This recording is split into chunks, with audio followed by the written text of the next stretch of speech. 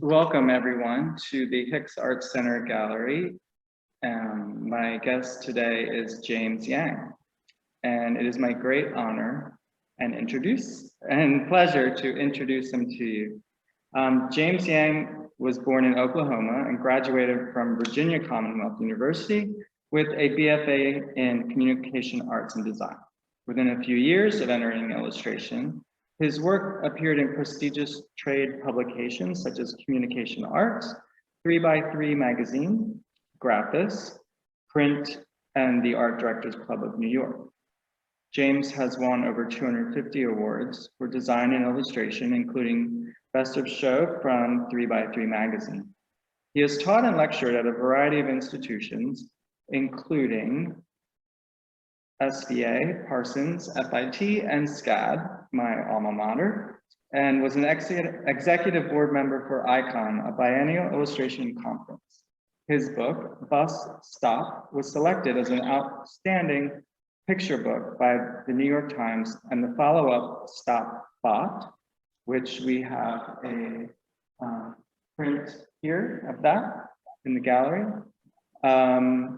is the 2020 Geisel Award winner for the most distinguished American book for beginning readers. His recent book, A Boy Named Isamu, has been called by Kirkus Review a marvel of prose, illustration, and design. His subway wallpaper can be seen on trains in the MTA system in New York. And James currently lives in Brooklyn, where he happily works for a variety of clients and writes and illustrates books. With that, I welcome you, James, and take it away. Oh, well, thanks a lot, Clifford. It's nice to see everybody here, and thanks a lot for inviting me. I'm an illustrator that's been doing this for about over 30 some odd years now. And actually, even though this is a children's book exhibit, I really haven't considered myself seriously as a children's book illustrator until about like 5 or 6 years ago, actually. Children's books have always been sort of a side thing I did in addition to my other projects until I won the Geisel Award for Stop Bot, which is the Dr. Seuss Award for, I think it was like the best book for beginning young readers. And I'll be honest, it was a shock. It was just like a lightning bolt, and it sort of changed what I thought of myself. Suddenly I'm thinking, oh, maybe that's what I can do with the rest of my career. You know, I can do children's books. So that's been a thrill. And I hope this isn't plugging. Here's a book coming out in the fall called, you think I would know, Go Sled Go. It's coming out October 25th. So these are the kind of books I do.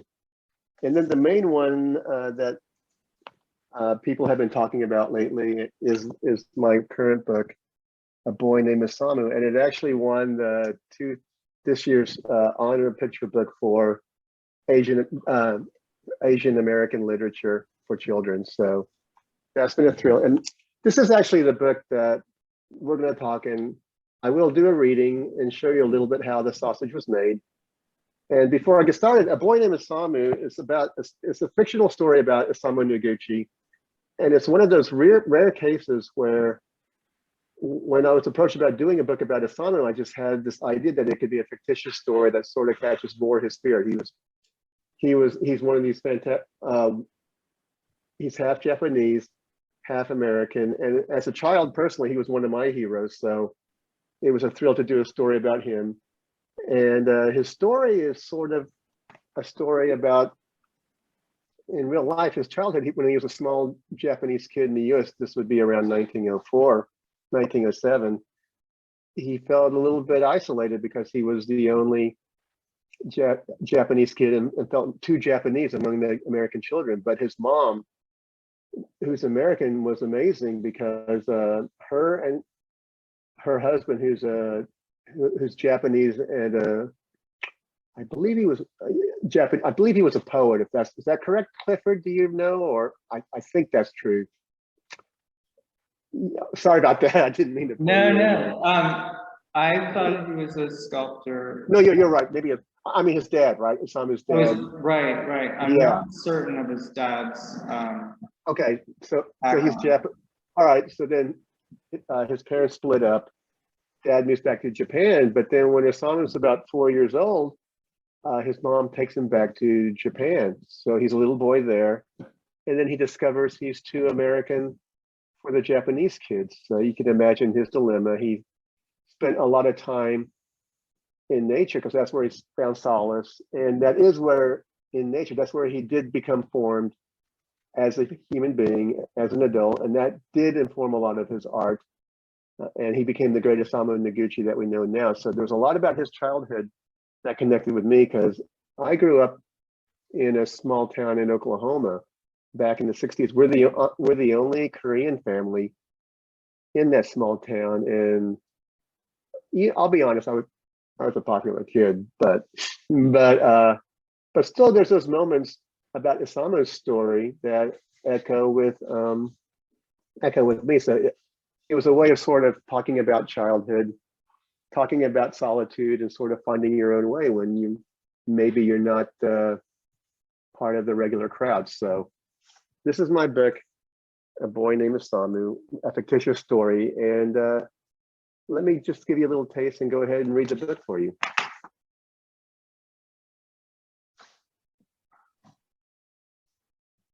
Once I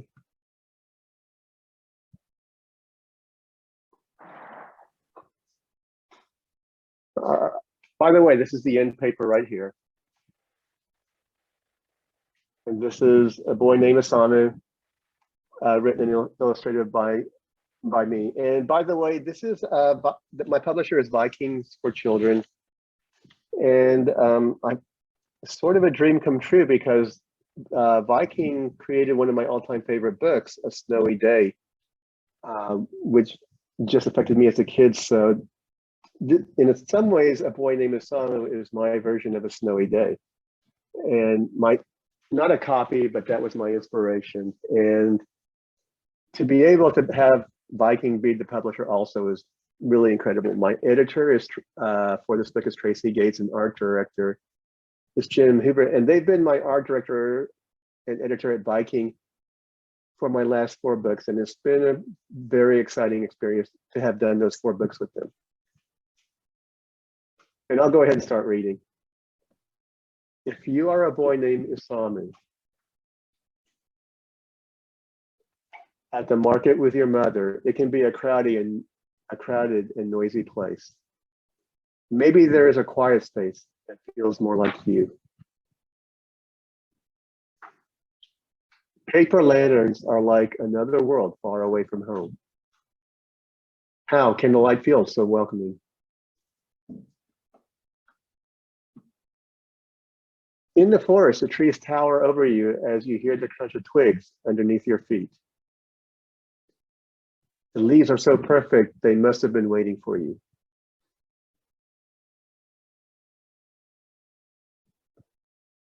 At the beach, your stick makes a shh in the sand.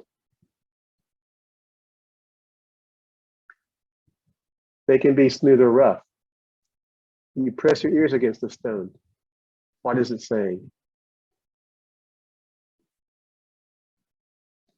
If you are Isamu, you find a secret place so you can look at the ocean and see the shape of things. You see birds that look like stones and stones that look like birds. Bamboo can be many things, but you know it's meant to be played like a flute.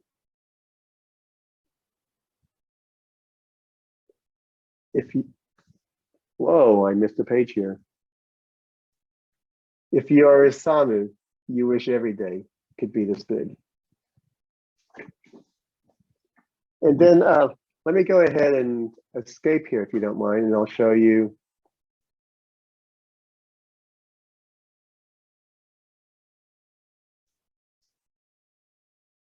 And I'll show you the missing pages here. Sorry about that, guys. No problem. Yeah, you see, bamboo can be many things, but you know it's meant to be played like a flute.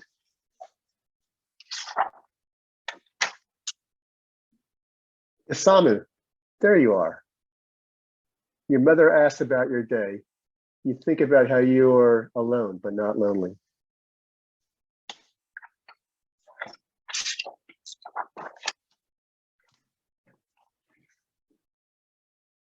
You take one more look at the sticks, pebbles, shells, and bamboo who were waiting for you. The forest and beach were like friends giving you a gift.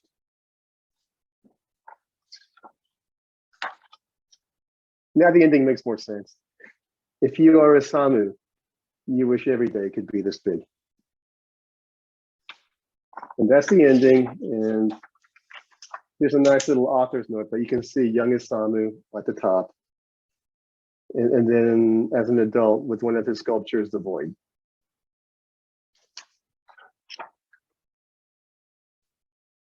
And that's the book.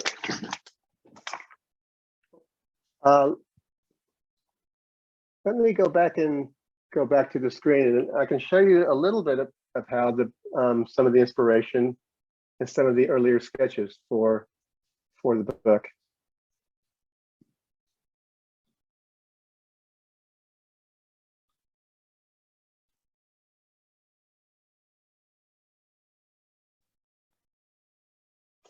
Oh, let me go back here. And here is sort of the inspiration for my book, A Snowy Day by Ezra Jack Keats. This is a book about a little boy who older kids will not play with him, so he spends the day in the snow exploring. So you sort of see how a boy named Isamu is definitely an homage to this book. And for most children book illustrators and authors, I'm sure there's sort of a book that really moved us, which is why we do children's books. And they're always wanting to do their version of that book, which moved them so much. So for me, it was this one. And here's some early versions of Isamu that were like test versions. And as you can see, he didn't have great hair because honestly, at the time, I didn't know how to draw hair very well for characters. And if you see me, you can tell why. And then ironically, I do a regular weekly series about words for the Wall Street Journal, and I had to draw Donald Trump. And then by learning how to draw his hair, I finally figured out how to draw hair for Isamu Noguchi. And I was doing some research and I realized that I had to figure out how to draw hair for him because there's not much known about Noguchi except that he was a boy with a beautiful head of hair. But you can see these are some of the test images I was doing for the book because I did want the book to have a mid-century sort of sensibility since Isamu was a mid-century artist and he did design pieces, including the famous Noguchi table for Herman Miller, which is one of the classic examples of mid-century furniture.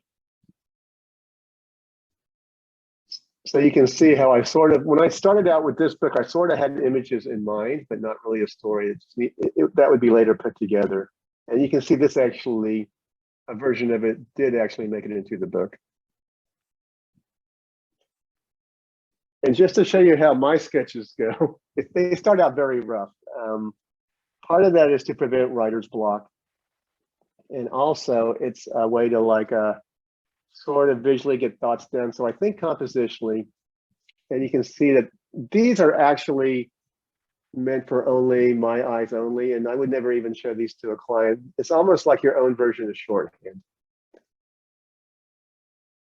And my editor, Tracy, at the time suggested, because I knew that I wanted sort of a poetic rhythm to my writing for this book, and I wanted sort of a stillness. So she recommended this book by Hadley Hooper and Patricia McLaughlin called The Iridescence of Birds, which is a story about young Henri Matisse. And then literally when I saw the first page, let me read it for you. If you were a boy named Henri Matisse who lived in a dreary town in northern France where the skies were gray, and after I saw that, I pretty much told Tracy, I know how to write this. You know, I wanted a place, I decided that the second story would be the way to do it so that you could place yourself on Isamu's journey. And this is why editors are so valuable. They do help you with resources that you don't even know sometimes. And I read the book after I finished writing because I didn't want to read it and then accidentally end up writing pretty much this book. So this was my inspiration for the writing. And if you see here, I actually have tighter sketches, and for a children's book like this, is technically 40 pages, but it breaks down in production to 16 spreads. So this is the case where I really do tighter thumbnails for myself just to figure out and sort out the story. So you see how you can see some of the writing, and the writing's a little bit it's pretty close to the ending, but my editor came in and smoothed some things out. And if you look at the very last page, my original ending was going to be because if you're a Samu, today was a very good day. And that's actually inspired from one of Ice Cube's songs about a very good day. So I sort of stuck that in there, but we decided to do something that was more original and not quite derivative. And then at the beginning, I had the book set up where I had sort of the second page as the first page, and the first page as the second page. So if you look at my sketches, you can tell that from the copy. And in the actual book, it was my editor's suggestion to switch them around, and I'm so glad that she made that decision because it sort of gave it a little bit of an unusual dynamic, almost like how a movie camera would work for composing scenes. And as an illustrator, I started out in the editorial world, so a lot of times I had this habit of just doing one point of view, almost with the camera. And fortunately, my wife's a choreographer, so she sometimes gives me advice about moving the camera around like you would in storytelling or in a film. And even my editor will give notes like that sometimes too. And it's great. Those are great notes because everybody has their blind spots. And here you can see some examples of, we decided at a certain point that I wanted to have a lot of white space in this book because Noguchi is a very minimalist artist also. And in my research, one of his quotes is that he likes to remove everything that's unnecessary.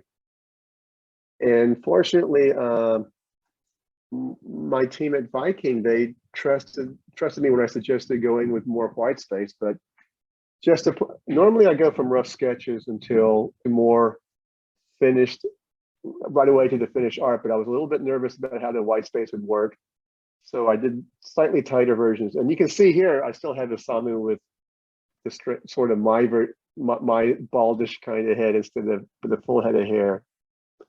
And then finally, at the final end, I did give him a proper full head of hair.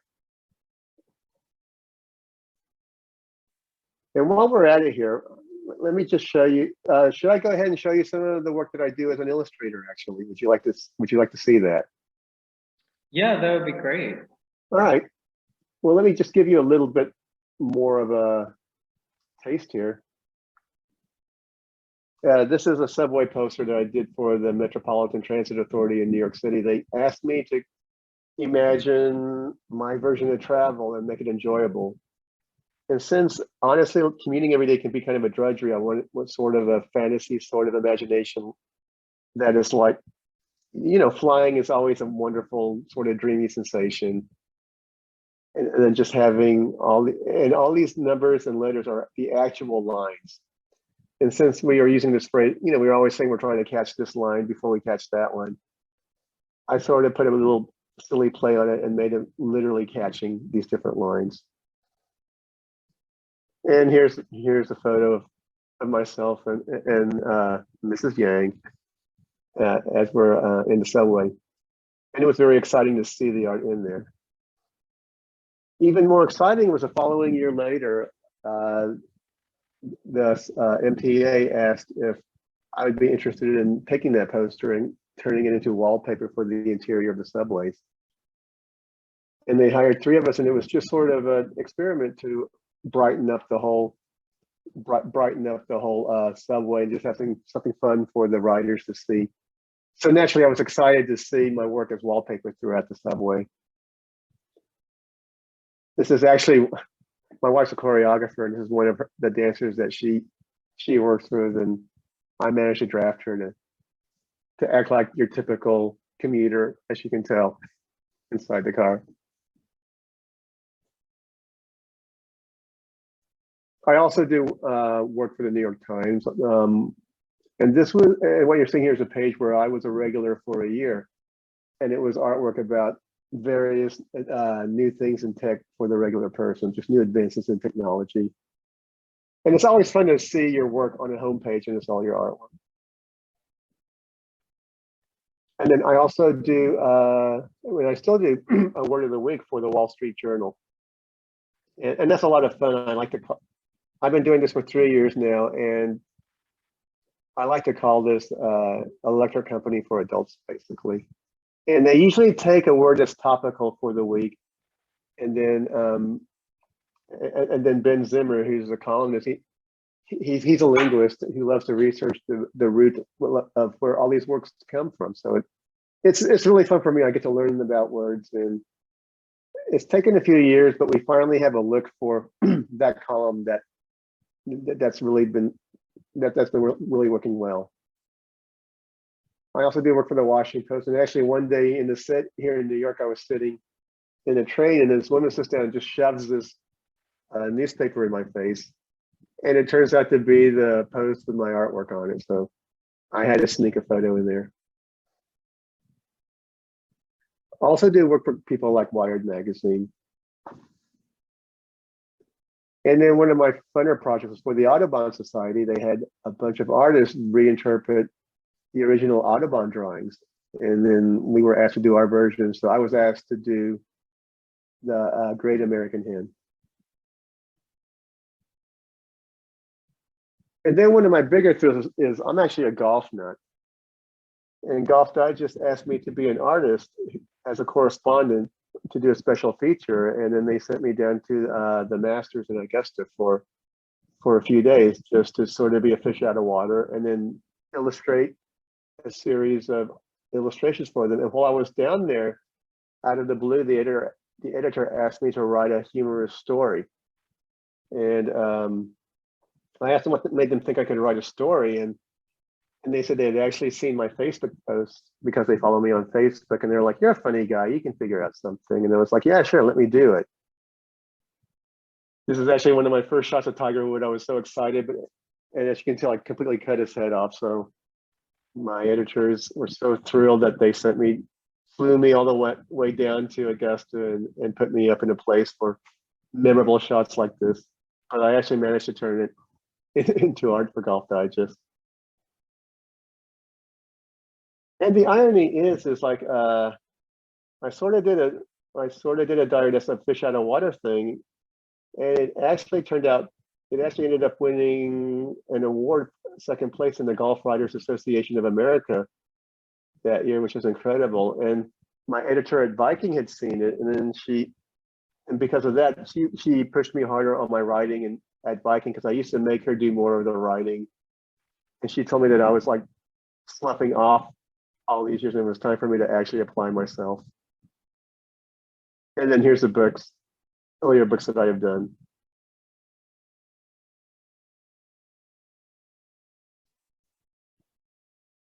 Yeah. And that's it. So any questions? I can jump in if I may. I was curious about what you think about as a writer with writing children's books, like how do you feel a responsibility to, say, children in general, or are you more like, are you thinking about them, or are you thinking like, you mentioned point of view physically, but like I was also wondering about like your point of view, like when you're writing the book.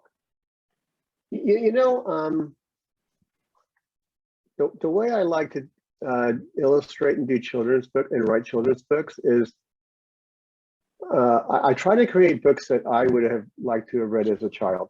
That's really the main way I approach it.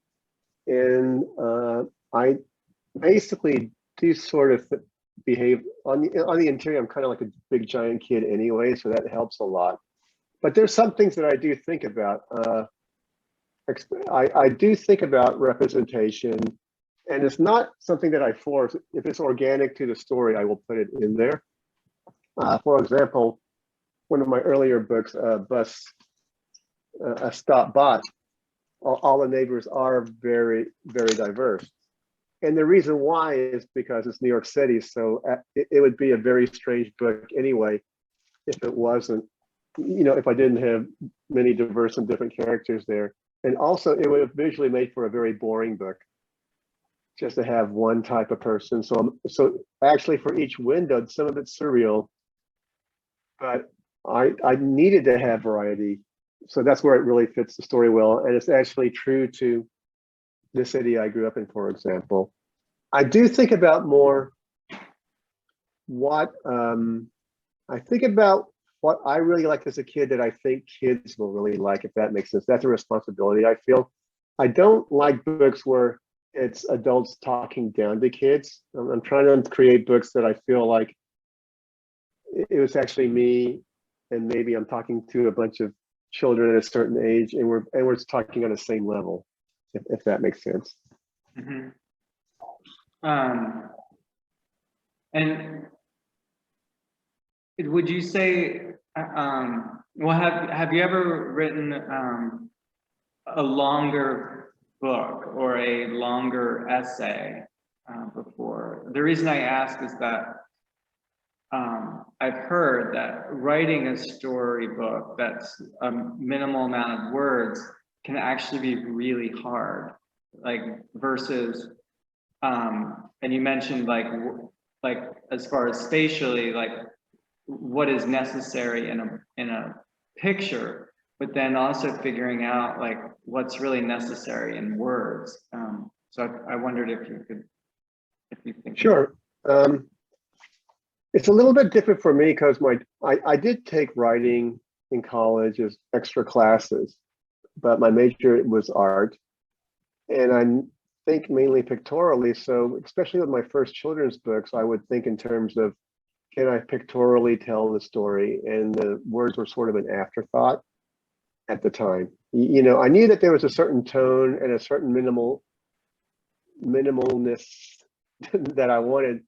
And that's mainly because all the books that I really liked as a child in the picture book category had pretty minimal words, but I always felt like they really caught the mood of the book, if you know what I mean. And I was always amazed at that. So that was just something that attracted me. And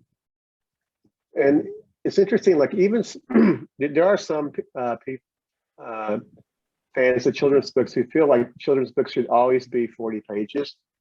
And as you know, children's books can be many different, any length, but the reason why was sort of, in some ways, it is a little bit like haiku, where the thought is if you can't figure out how to tell that story in a compelling way and find the right story to tell in that space, you haven't really done your job of planning and preparing the story. And I do feel like writing a children's book story is really hard. It's really hard. And I do write longer stuff now. Ironically, the Golf Digest thing was probably the longest thing I had written. And for me, it's just finding a template that works. And I used to draw comics like most kids did, and I did do it in my 20s and stuff. So I had a little bit of that template to fall on, which kind of helps a little bit with children's book writing too. But it's, I think a lot of people do not really appreciate how hard it is to pull off writing a good children's book. And there's a lot of books that I even feel like have too many words for what needs to be said with that. So yeah, I love that question.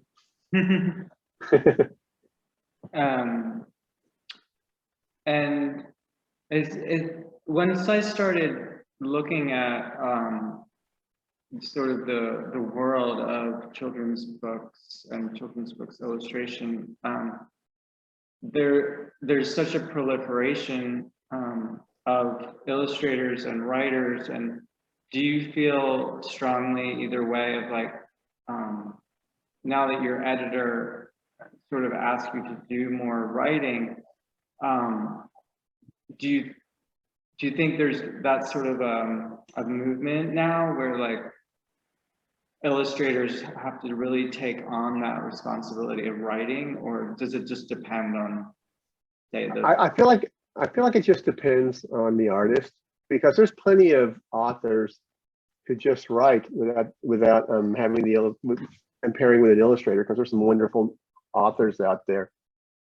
But many illustrators, because we're usually condensing other stories to their instance. So in a lot of ways, we already have training as storytellers. That's part of it. And then I was talking to Lauren Long, who's a wonderful children's illustrator, and he said he originally started out pictorially also, but then as he was, was another children's book illustrator, but he had mentioned that as he got older, he started noticing that at the beginning he was drawing pictures first, and then the writing was an afterthought.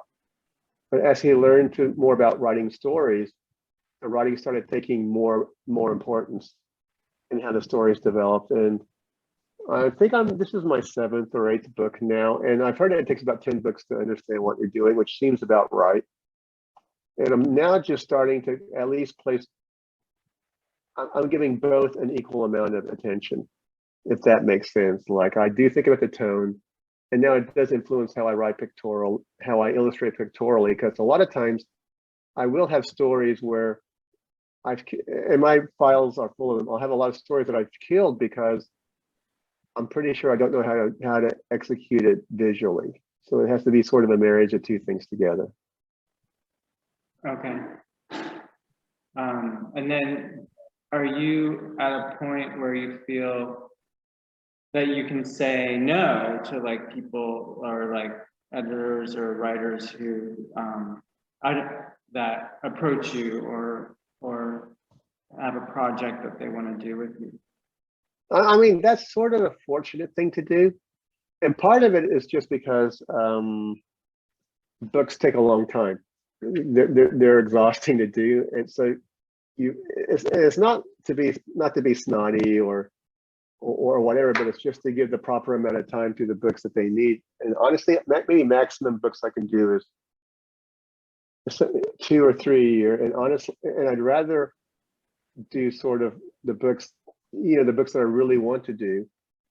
And then I also have my other freelance illustration projects, which come in on a regular basis. So it's kind of managing everything. So that's one nice thing about the Geisel Award is when I won it, suddenly I kind of have a home at Viking where as long as I have ideas to come up with, they'll definitely give me a chance to create them. And I probably take it for granted right now, but that's a wonderful thing to have, to know that there's a place that actually not only will look at your story, but occasionally they'll even call me and say like, hey, how are your stories coming along? And do you have any others even that maybe we can start working on in the future? Like I usually have like 2 or 3 ideas with Viking at a time when working. So that's sort of a very nice luxury to have. Mm-hmm. Great. You know what? And also, like, there's some books, it is a chemistry thing. So work like an editor and an author, illustrator, and art director. It's this really delicate balance, and there needs to be a trust between all of them. And yeah, it's really easy to get that chemistry off sometimes. For some books, honestly, some books it doesn't matter. But there's a lot of books where it does matter. So part of it is like, it's nice to have the luxury to be able to really take the time and make sure that everybody you're working with really will have basically a good time working with each other, and you can't guarantee that all the time, but I've been pretty fortunate so far. Like everyone's been pretty good. That's great. I had in the foray that I had in making a catalog for an art show, I had never had an editor or worked with an editor. So that was a really interesting process because like you said, there has to be a level of trust that working together and like honoring each other's thoughts and opinions and just being really open to the discussion is very important. Well, writing is really hard. I might be a little old-fashioned, but I doubt I'm wrong about this. But for people who want to do writing, you have to have it edited. There's no way around it. Like even great editors respect the process so much that they always get another editor if they're writing their own story to edit them. That's how important it is. And it's like an extra set of eyes. You need that extra set of eyes. It's really important. And probably most readers, even subconsciously, if you're reading whatever you're reading, and let's say you've mixed in some self-published books where you're just doing it by yourself, as opposed to books that have been edited or whatever, you're gonna notice a difference. And I bet you everybody can feel that difference and understands that difference. Like even with Vikings wants me to do the books that I want to do and do them as well as I imagine. But even with all that, sometimes they might tell me like, well, are you sure you want to take it this way or that way? Maybe that's getting away from the main theme of your story, or really your goal is this. So maybe we need to think about, is there another way that we can get there to that or whatever? Or even sometimes I think I have a great story and we work it up. And this has happened before. And it's sort of like, yeah, it's a fine story, but it's not a special story. And I'm okay to kill those things. I'd rather have those things killed than have them out and not feel good about them. Right. I don't know how other authors are, but I would guess that 99% of them roll the way that I do. Great. Does anyone have any questions for James other than me? Feel free to unmute yourself if you do.